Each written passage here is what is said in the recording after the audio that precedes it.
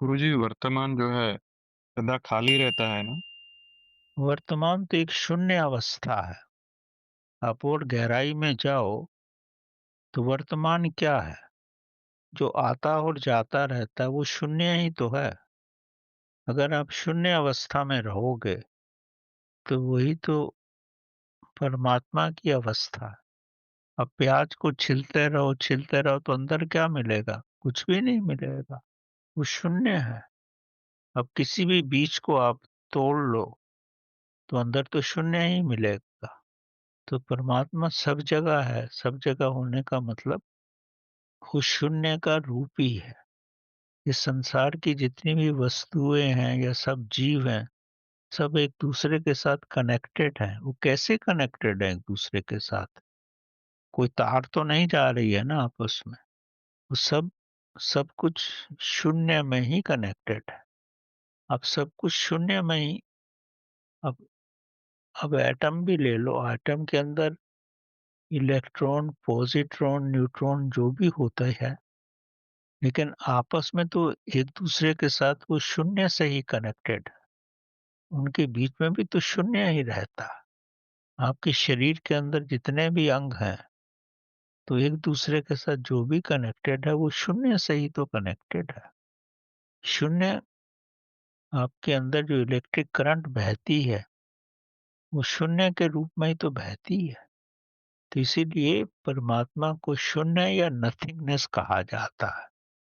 Nothingness मतलब कुछ भी उसमें रेसिस्टेंस नहीं होता, वो वॉइड होता है। वॉइड मतलब नथिंगनेस, एम्प्टीनेस। इसी तरह अगर आप अपने शरीर की सारी हवा को निकाल लो, अपने मुख से, अपनी नाक से, जैसा भी, तो एक क्षण ऐसा आएगा जब आपके अंदर हवा तो रहेगी ही नहीं। तब आप महसूस करोगे कि एक महाशक्ति है मेरे अंदर। वही चेतना की शक्ति है, वही शून्य की शक्ति है। अब जैसे अष्टावक्र माँ के गर्भ में थे, तो उनको बाहर की ध्वनि सुनाई पड़ती थी जो उनके पिताजी बोलते थे। कैसे उनको सुनाई पड़ती थी? क्योंकि वो अंदर शून्य में थे। उनका शून्य बाहर के शून्य से एक हो गया था। तो उनके पिताश्री जो वेद का पाठ करते थे, वो ध्वनि भी तो शून्य में जाती थी ना, और वो भी अंदर शून्य में थे तो उसको वो सुन पाते थे।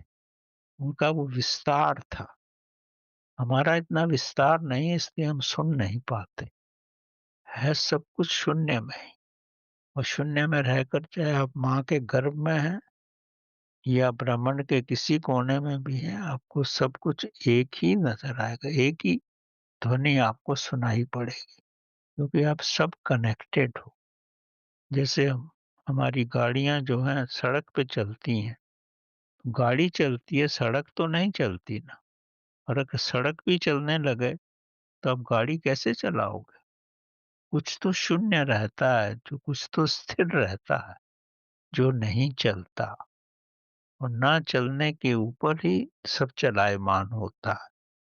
मतलब चेतना हमारी शून्य है, इसके ऊपर ही सब चलता।